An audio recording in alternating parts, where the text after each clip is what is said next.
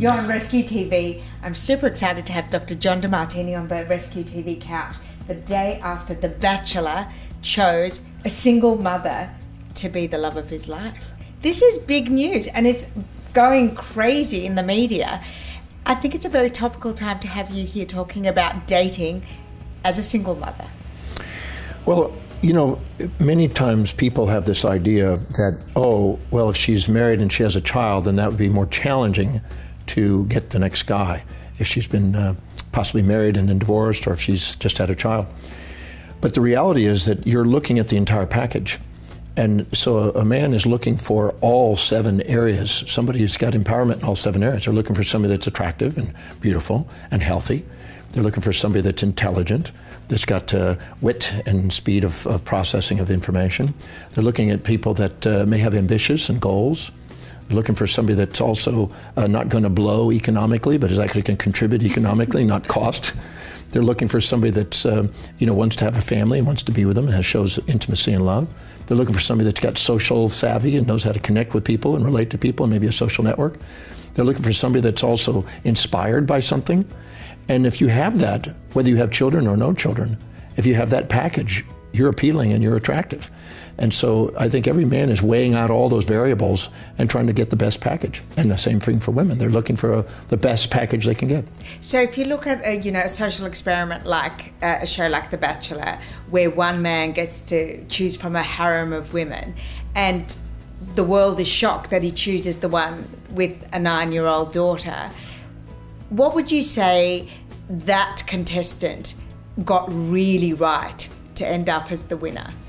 Well, I believe he's assessing the entire package, and I think that she had more to offer.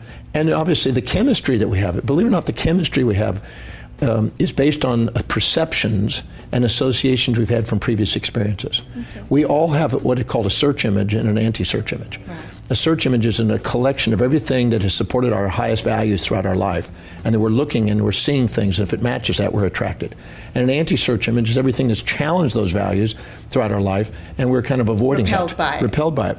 And so when he's looking at the package, he's looking at all those variables in all 7 areas. Of his own life. Of his own life. Yeah. And if there's more support than challenge, the chemistry of dopamine and oxytocin and serotonin and enkephalins, they all go up. And there's an attraction and an intimacy and a desire to hold. So some of that you can't control. So if you're the girl in the harem, or if you're the single woman looking for love, you really can't control what the other person's experiences in life are and how they perceive you against those search images.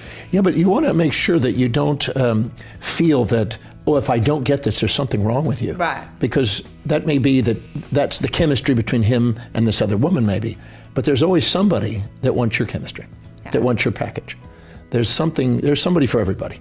Let's talk about the single woman with child.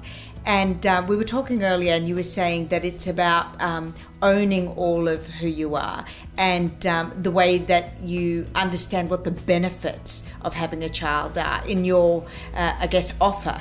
I thought that was a really, really interesting perspective. Well, if you perceive that having a child is a hindrance, then you're going to perceive that, and your energy is going to show it, and your confidence level is going to be affected, and you're going to compare yourself to other people that maybe not have a child that you're now in competition with.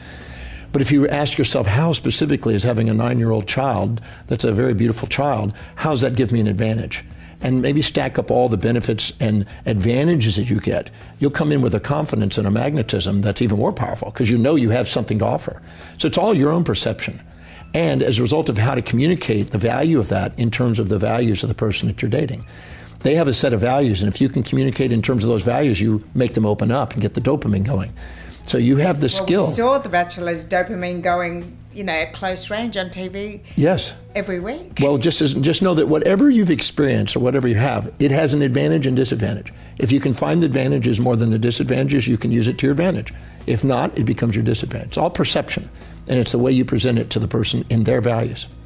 And do you think that this goes for anything that, I already know the answer, but do you think that, if you think you're too old or too young or not educated enough or not pretty enough, all of those things you can apply the same rule to? Absolutely. So identify the advantage in all the things that you think are perhaps not the best about it. I had a lovely woman who had a body proportion that she did not think was ideal. Right.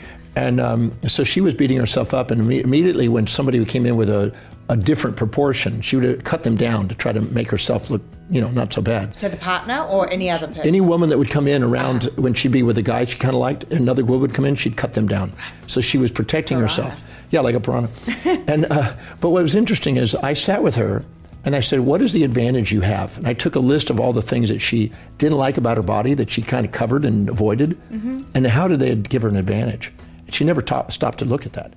And I said, how does your thighs help you? How are they an advantage, not a disadvantage? And she's like, I can't think of any because they're a disadvantage. I said, no, how are they advantage? And she said, oh. And she started listing those advantages. How is your eyes? How is your ears? We went through physically. And how is your voice? And how is your mannerisms? And how is your background? We just started looking for things that she was using as a reason why she wasn't having advantage and turned them into advantage. And the second she did, her confidence level was up. And other women didn't threaten her. And she was more, that actually made her more powerful to the guys when she didn't react. She had a confidence about her and didn't react, didn't cut other people down, which turned the guy off. And so it was really interesting when she had power and realized that she had something, the world recognized it. When you value you, so does the world. When you value yourself and realize that everything you have is an advantage and it's actually the way you are, you actually have a magnetism about you that gives you that competitive advantage. In my new song. I was just about to say, in your video clip that made me cry, it was absolutely beautiful.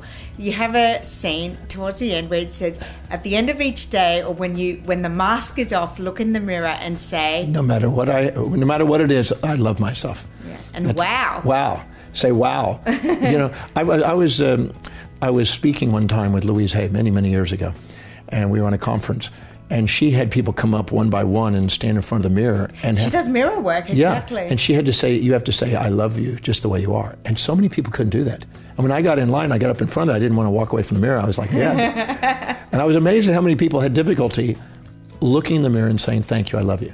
So I tell people, and I'm going to say it right now, that no matter what you've done or not done, you're worthy of love. And that no matter what you have in your body, just know that every part of it is giving you an advantage. So don't stop and sit there and focus on it and compare yourself to other people and think, oh my God, I don't have this, I should have this. Go and ask, how is whatever I have, how does it give me an advantage? And make a vast list until you have the feeling of thank you to your own body. Because when you can thank it and you can appreciate it and you can see that it's magnificent, so will others. Wow. Well, this evening I've got a date with the mirror and I invite you to do the same. You need to make an inventory of all of your assets, learn to appreciate yourself and have immense gratitude for who you are.